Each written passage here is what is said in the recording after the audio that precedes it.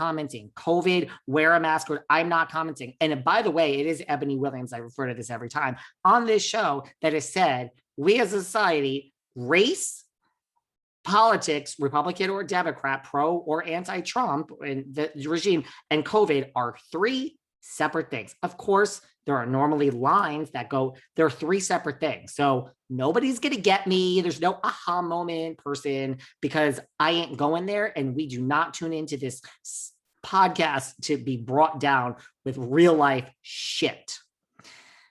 God, Sarah, how did you get me on this? But the point that we want to make is Nene has, so please let's start by talking about our hate every week. I actually like that idea. Okay. Fine comments if you don't mind. Yeah, and I'm like, look, I'm with you. It doesn't bother me. I mean, we have opinions. People can have opinions right back.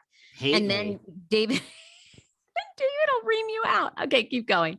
But so let's talk about the attorney. So she has this new attorney. All right. Katie? Yeah. So, I mean, I'm curious. I mean, there's a lot more coming out about this, but anyway, this week, and the judge did approve this. Nene's got a new attorney, David DeRuberit. Oh God, I'm going to kill it. DeRubeteris, who represented comedian Monique when she sued Netflix for unequal pay. We probably all remember that story several years ago. So, of course, this lawsuit is against NBC, True Entertainment, Truly Original Productions, Andy Cohen. So Judge Thrash has approved David's addition to Nene's team as she'll be represented by a Georgia attorney, Joseph Habashi, in court papers. And now David is being added to it. Wow.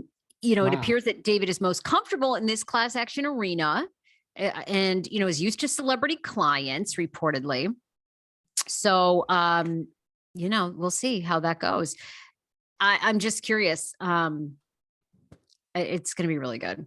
Anyway, listen, wow. And we still have the name checks of Ramona and all the others. So, okay. So listen, we're going to stay tuned and we'll see it's what happens. And it's a long road, guys. So it's a long road. And, I think it's interesting too, although I'm not shocked because a lot of the other women they're not going to comment. But, Candy Burris was asked to comment about Nene's lawsuit this week. She has nothing to say. I don't think it's any secret. Candy and Nene do not get along.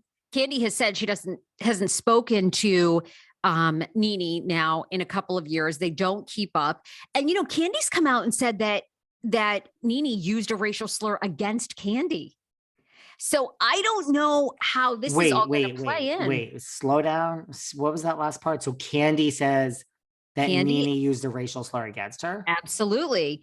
It's, I'm not going to repeat it. It's, you can Google it. It's the C word. And Candy says that Nene has used that word against her. Candy also now isn't speaking out about the lawsuit, but in the past has said, this is a New York Post article, has basically said that Nene can't be bragging as being the highest paid employee of Bravo. And then also saying that Bravo treats her like shit and discriminates against her.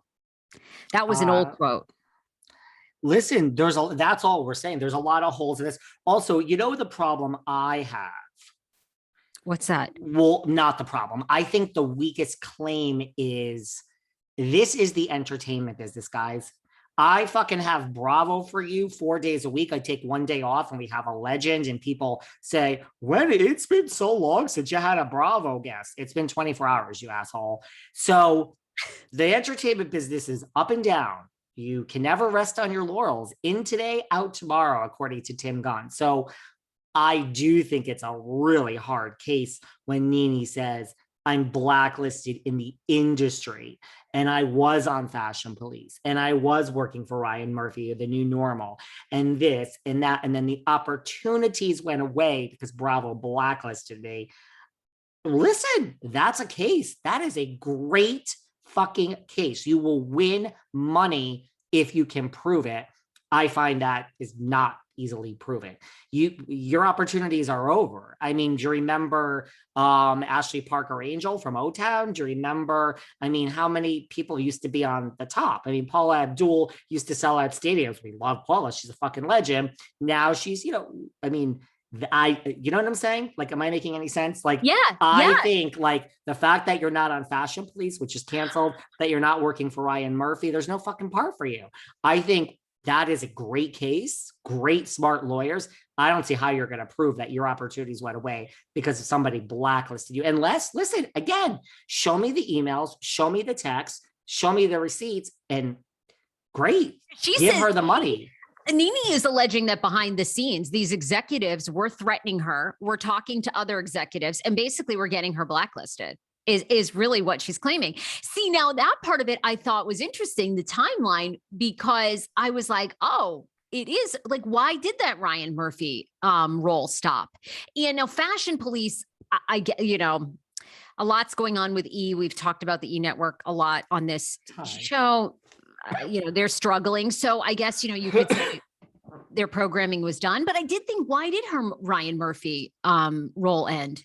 Do we know? Well, she was on Glee. Unfortunately, that show went away. I had Fortune Feimster on the podcast. She said she was on the last season as a guest. And she said, I looked around and I could have like written my own lines. I could have showed up naked and said whatever I wanted. Cause like Leah Michelle in the corner was checked out and this one was checked out. She's like, they just dialed, no shade. She was like, at the last season, these people were like just running their lines and giving my opinion. So I mean, Glee went away. I loved it so much. And she was on The New Normal and that show was canceled. So, you know, I mean, listen, why hasn't Ryan Murphy given a part to Christopher Gorham from Popular? Why hasn't he given a part to Leslie Bibb? Popular was a great show. WB, look it up, kids. He hired Leslie Grossman. I mean, people don't get hired all the time from their friends. And so, I mean, what Ryan Murphy should write a part for Nene Leakes. Do I think Nene would be amazing on American Horror Story? Yeah. Can I see her being some evil, sick motherfucker? Absolutely. I mean, I think short of emails and real proof that people sabotaged you, I don't know. I know. And it is the entertainment business. It is the entertainment business. When I got my first serious radio job in DC on the Kane show, all of my coworkers, well, not all of my coworkers, but Kane and some other people at the station said, now, congrats. It's not show friends. It's show business. It's true. And you know what? At first I was like, oh my God, that's so awful. How could they say that to me?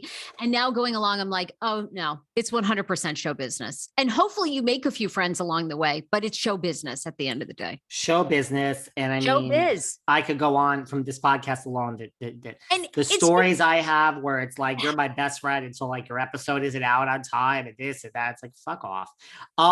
Anyway, moving on for a minute from Atlanta. Okay. Do you want to talk about, what do you know about this Erica Jane? Listen, Beverly Hills is back, guys. What do you know about this Erica Jane returned?